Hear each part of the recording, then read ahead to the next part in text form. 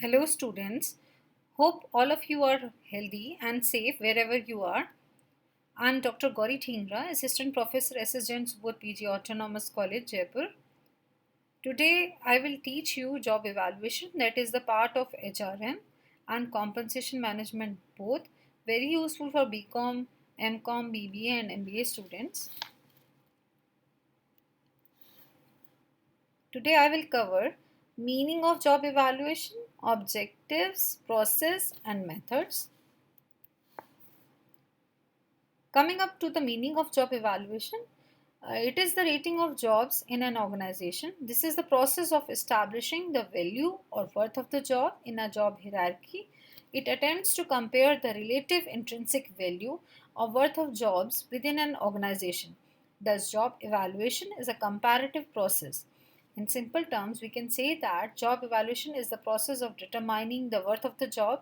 It is a pre recruitment process. Please do not be confused with performance appraisal.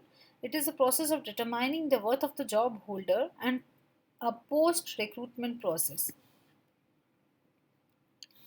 Some of the definitions given by renowned author Dale Yoder described job evaluation as a practice which seeks to provide a degree of objectivity in measuring the comparative value of jobs within an organization and among similar organizations. In the words of Edwin B. Flippo, a job evaluation is a systematic and orderly process of determining the worth of job in relation to other jobs.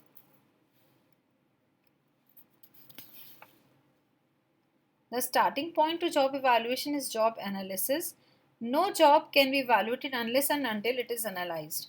How job evaluation is different from job analysis, job description, and job specification, these are the confusing terms. Job analysis is determining various components of the job. Job description is determining duties, scope, roles, responsibilities of the job. Job specification is the minimum skills, knowledge required to perform the job by the candidate. Job evaluation I have discussed so far, it is determining the relative worth of the job. To see the objectives of job evaluation, it is very important to determine the worth of the job, determining equitable wage differentials, eliminate wage inequalities, ensuring employees are getting according to their skills and hard work. It also helps in making bonus, incentives, and social security plans. It helps in solving grievances of the employees as it provides helps in wage check. Finally, it helps the employee to determine their career path and goal. After meaning and objectives, we will study the process of job evaluation. Job evaluation is a systematic process for assessing the relative worth of the jobs within an organization. It involves a systematic study and analysis of job duties and requirements. The evaluation is based on a number of compensable factors. It aims to assess the job and not the particular job holder, and to offer a relative objective method of determining and assessing the unique demands of a particular job.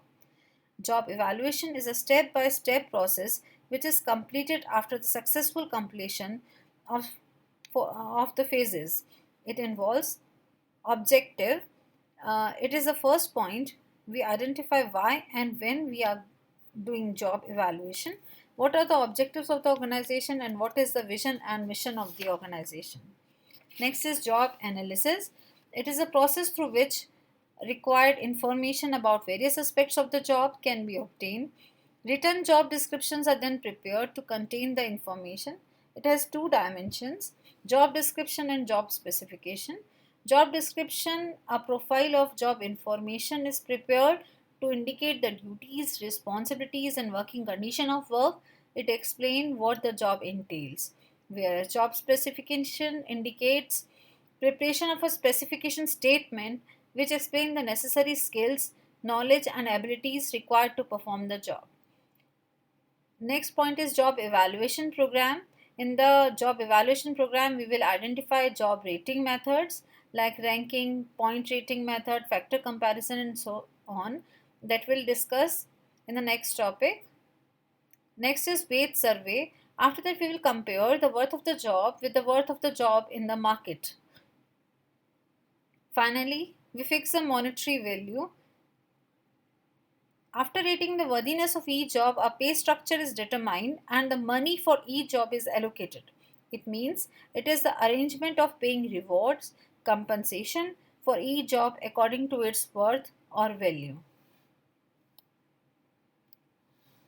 Now we are coming up to the methods of job evaluation. There are two types of methods, non-quantitative and quantitative. The non-quantitative or non-analytical or summary methods utilize non-quantitative methods of listing jobs in order of difficulty. They are simple methods. The job is treated as a whole and job description rather to job specification are often utilized. On the other hand, quantitative or analytical methods, statistical methods use quantitative techniques in listing the jobs. They are more complex and are time consuming. The non-quantitative methods are divided into ranking method and job classification, and in the same way quantitative methods are also subdivided into point rating and factor comparison method. The first method is ranking method. In this method, job to job comparison used to rank jobs in order from highest to the lowest. One job is compared with the other on the basis of duties, responsibilities, degree of importance of the job to the organization. The jobs are examined as a whole rather than on the basis of important factors in the job, and the job at the top of the list has the highest value, and obviously the job at the bottom of the list will have the lowest value. Jobs are usually ranked in each department, and the department rankings are combined to develop organizational rankings. Usually, more than one raters are involved in this process. For example, vice president having a more responsibility, more degree of importance in the organization would be paid high, and whereas the workers, executives would be capped at a lowest position and would be paid low.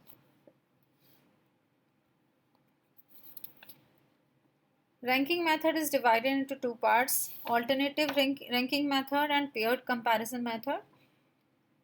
In the alternative ranking method, ranking jobs from best to worst on the basis of traits.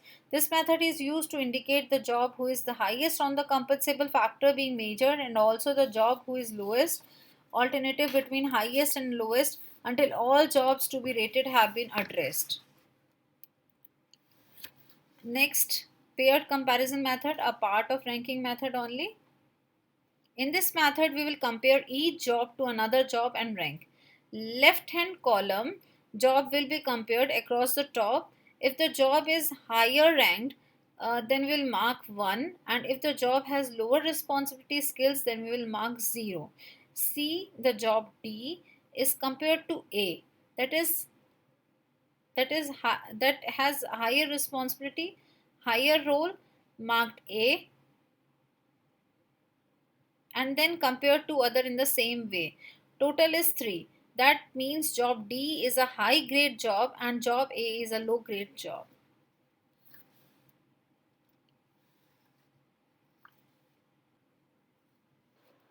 In the job grading approach, there is one such yardstick constituting of job classes or grades. Under this method, job grades or classes are established by an authorized body or committee appointed for this purpose. A job grade is defined as a group of different jobs of similar difficulty or requiring similar skills to perform them. See in the diagram, different classes are established on the basis of skills, like class 1 unskilled, class 2 semi-skilled, class 3 skilled, and class 4 highly skilled. Job would be classified on the basis of factors. Next method is point method. Select key jobs, identify the factors common to all the identified jobs such as skill, efforts, responsibility and working condition. Divide each major factor into a number of sub-factors like skill has been divided into education, experience, knowledge. Then determine the degree levels for each factor like education, degree 1 for senior secondary, degree 2 for higher secondary, degree 3 for graduation, degree 4 for post graduation and degree 5 for post graduation plus any kind of diploma Then we will decide the number of points. Say we have assumed 500. Then assign the weightage to each of the factor, assign relevant point accordingly. Uh, uh, Weightage would be given to each factor, like 50% to skill, 15% to effort, 20% to responsibility, and 15% to working condition. Then we will assign points to each factor, like 25 to 50 to skill, 75 to effort, 100 to responsibility, and 75 to the working condition. See the figure, we have taken the factors like skills, effort, responsibility, job condition in yellow. Then we have divided the factors into sub factors like skill into education, experience, and knowledge, efforts into physical demand and mental demand, responsibility into equipment, material, safety of others, administrative, job conditions into working conditions, hazards. Then we have decided 500 points, and we distributed the points amongst the factors. Then we put the weightage, 50% to skills, 15% to effort, 20% to responsibility, and 15% to job condition. Thereafter, we have decided the levels. Fifth level is the highest level, where the people have highest skill, they will put highest effort, they will have higher responsibility, and job condition would be very high. Then we will sum up the total job points. Suppose an executive has joined our organization and want to calculate his points. Then we'll assume his level of skills, effort, responsibility, and job condition. Then the total point would be 320.